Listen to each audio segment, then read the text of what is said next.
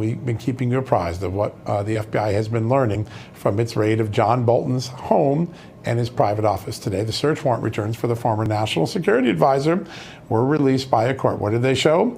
That the FBI did in fact find classified documents, some marked secret, some marked confidential, in John Bolton's private office. That is a bad sign for his legal future. Could potentially lead to criminal charges of mishandling classified information. Remember a couple of weeks ago when we were reporting what was really happening, there was other media out there suggesting, oh, this is a political vendetta. It was all about the book. It's not about the book. It's actually about classified information that was in his possession in a place where it apparently was not authorized. That, according to the search warrant returns released today. We've been keeping you apprised. Hey, welcome in. Thanks so much for joining me here at Courageous Media. Really appreciate you rolling up. So we've got some breaking news. We got two pieces of breaking news actually that are related. We're going to start talking about what is released recently by Politico. A couple of the news outlets are reporting it now. What was found in John Bolton's office and home is shocking. Everybody, all the leftist pundits, the liberal media, the propaganda media talked about that Trump was going after Bolton because he wrote a book. Oh, he wrote a book critical of Trump. Nothing could be further from the truth. The DOJ and the FBI are investigating Bolton for some very serious and specific allegations. And those allegations include hiding classified information. They include potential violations of the Espionage Act, and they also include mishandling and keeping classified information in an unclassified location against U.S. code. We're going to dive into this. Really appreciate everybody rolling up. Thanks so much for being here. Let me know you're here in the comments, and let's dive right in. So here we got Politico. Here's the article from Politico. FBI says it found classified documents in John Bolton's house. Now, this is extremely interesting because the description of the documents, here, let me pull this up.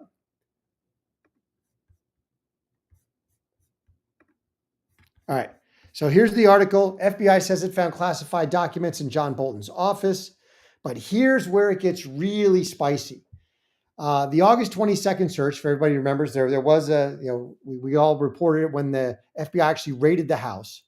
But the search included materials that referenced weapons of mass destruction, the U.S. mission in the United States, and records related to the U.S. government's strategic communications. All classified information, all not authorized to be in John Bolton's possession. Realize that there is only essentially one person post office who can be in possession of classified documents outside of a government facility, a SCIF, or something like that. And that is a former president of the United States. They are allowed to take classified documents, ostensibly because they can declassify them at will, but they are allowed to take classified documents for their memoirs, their library, because they can declassify them. While they are still classified, they have to be held in a secure location. Well, that's fine because every former president gets lifetime Secret Service protection. So you've got that capability. Former functionaries of the government, senators, congressmen, bureaucrats, department heads, people like John Bolton have no authorization to keep classified information beyond their term of office. None.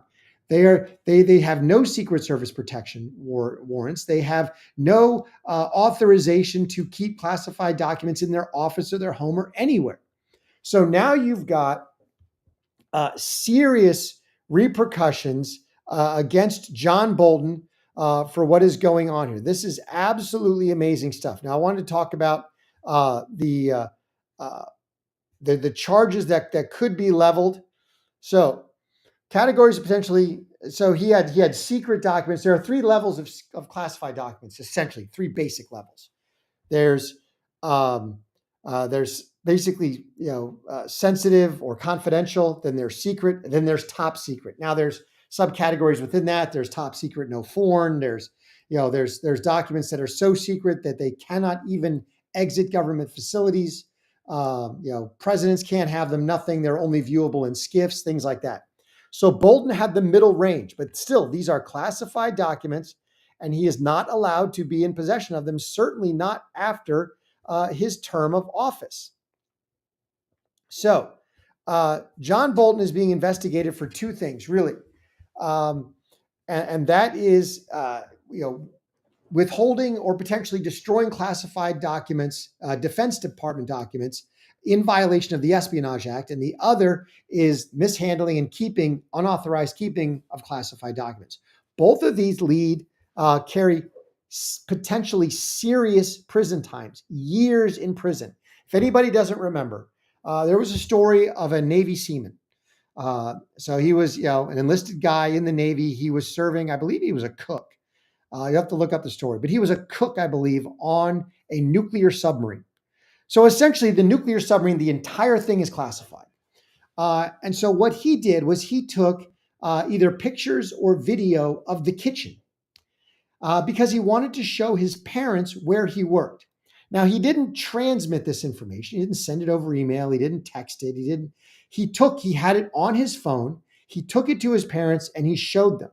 Now, somehow, I think he basically bragged or admitted to people on the boat that he had showed his parents where he worked and he had videos, and somehow it got back to somebody with the wherewithal to do something about it, and he was charged and indicted with mishandling classified information because he took videos of the kitchen. He ended up doing years in prison. So John Bolton is facing years in prison for these potential violations, these alleged violations. Now check out, because Bannon was on the phone with Posobiec on his show, and I think he had a very good reaction to this. We're going to check that out, and then we're going to get into the other part of this story, which is the broader implications of everything that's going on at the DOJ. Really appreciate everybody rolling in. Greg Maurer, they have not arrested him yet. No. Repins 12, isn't it ironic that they're in trouble for the same things they accused President Trump of? Yes, it's absolutely amazing. And realize that President Trump didn't commit a crime because as a former president, he was allowed to have whatever classified document he wants because he can merely, at the stroke of a pen or a word, say, this is declassified. He has full authority to declassify any documents. So he could walk out with any classified documents that he wants on his last day of office and say, these are declassified, they're now mine. And he has full authority to do so. So President Trump is the only one who didn't commit a crime. Senator Joe Biden, having documents from his time as senator and vice president in the Biden White House, having classified documents, committed a crime. Any government official other than the president who has classified documents is potentially committing a crime. So you're absolutely right. Missing worlds, until criminals like Bolton are punished, nothing will happen. Absolutely correct. So I think we can expect indictments to roll for Bolton and others. Now check this out from Bannon, and then we'll get into the back part of the story, which I think Capelina 77 will make you very happy. Here we go.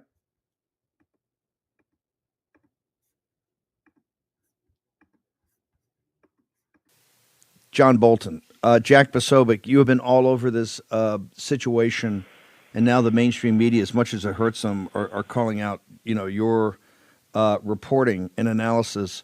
We got a couple of minutes on this side. I'll hold you through the break. John Bolton, the book and the classified documents just may be one small aspect of this, sir. Your thoughts? Well, Steve, thanks so much. And that's right, I broke that story here on the War Room yesterday. We got the piece up at humanevents.com. I was able to put that into greater detail regarding some of the intelligence that was shared by John Ratcliffe to FBI Director Patel. Also receiving, as we're continuing to dig into this case and my reporting, the next place we're going is there's that tweet from Dan Bongino saying that public corruption will not be tolerated. Now, what's interesting about that tweet is, of course, he's not referencing classified material or mishandling classified material. He's referencing actions that were taken beyond the scope of John Bolton's official duties, possibly for monetary gain. This, of course, being the public corruption portfolio of the FBI, and a lot of questions about lobbyists that John Bolton may have been working with while he was in office in the president's White House. So this goes back to potential violations of the Espionage Act. There are accusations against Bolton that not only did he mishandle classified information, but that he transmitted said classified information to individuals for financial gain. That is clear. That would be a clear violation, if it's true, of the Espionage Act and would land him for decades in prison. So there you have it from Bannon and Jack Posobiec. Now, as I said, Catalina, this I think will make you happy. We are reporting now, and has been reporting on multiple sources, that indictments are rolling down. Check this out from MSNBC. Basically, we've got reports that there are indictments incoming potentially today for James Comey, for Letitia James, and this could be the break in the dam that leads to further indictments against Bolton, against Jack Smith, against a myriad of others. But these could be the first two cracks in the dam. Check this out from PMS, NBC, or as they like to be called, MS Now, or we like to call them BS Now. Here we go. Three sources familiar tell MSNBC former FBI Director James Comey is expected to be indicted in the coming days. The full extent of the charges being prepared against Comey is unclear. Joining us now, MSNBC Justice and Intelligence correspondent Ken Delanian and MSNBC Senior Investigative Correspondent Carol Lenig. Chris O'Leary, Ashley Parker, still with us. Now realize this is deep state Ken Delanian. This is the Ken Delanian that whenever the deep state wants to throw a talking point out there or get a message out to their surrogates in the propaganda media, this is who they use. We call him deep state Delanian. Here we go. Carol, help us understand the reporting. So, Katie, we have some sources who say that for several weeks now, the U.S. Attorney's Office in the Eastern District of Virginia, and actually in offices that are potentially much further south than Alexandria, have been eyeing ways to indict Comey, and they are getting very much closer. The statute of limits, rephrase, they are arguing that Comey, there is evidence to suggest Comey lied to Congress in his testimony on the Hill in September of 2020. And for viewers out in the audience who may not be legally as nerdy as me and Ken, I'll just say that there's a statute of limitations to charge people with the crime of lying to Congress or perjury, and that's 5 years. The 5-year statute runs this month. So what exactly is he accused of lying about, Ken? Well, there was three sources. What is he accused of lying about? We cut off Ken Delanian because he's a tool. What is he accused of lying about? He's accused of lying about participating in the Russia collusion hoax, about actually knowing that the things like the dossier were fake, knowing that the FBI was actively spying on Trump and the Trump campaign, that they were actively involved in trying to entrap people like Papadopoulos and Navarro and others, that the FBI was running a counter intel operation against the Trump campaign and the incoming Trump presidency and the Trump administration and the ongoing Trump administration while Comey was still there. So he is accused of lying about all of that because he directly lied to Congress. He told Ted Cruz in an under oath presentation to Congress that he had never been involved, that he had absolutely no knowledge of, and did not authorize anybody to leak anything to the press. Then we come out, Andrew McCabe says after the fact, oh, I leak stuff to the press all the time with the full knowledge and direction of James Comey when he was deputy director, when Andrew McCabe was deputy director. So they've got Comey lying in that aspect, lying to Congress. They've also got him lying to Congress on the whole Russia collusion situation. And they're potentially talking conspiracy charges because now if they unload a conspiracy charge on Comey, Now, there is no statute of limitations, even though it looks like they're going to get an indictment in for the lying to Congress specifically before the statute of limitations. But once they attach a conspiracy writer to that, then the statute of limitations does not start ticking the time clock until all of the actions related to the conspiracy are over. And James Comey writing a book and saying that he didn't do anything wrong could be potentially slated as part of the conspiracy. His 8647 photo of seashells miraculously on the beach could be part of the conspiracy charges. So this is going to get very deep and very ugly for James Comey. They're also talking about rolling out indictments for Letitia James as well on mortgage fraud. They haven't specifically named Adam Shifty Schiff, but news, Megyn Kelly, Trish Reagan, among others, are reporting that the Grapevine in Washington has indictments rolling for Letitia James and James Comey as early as today.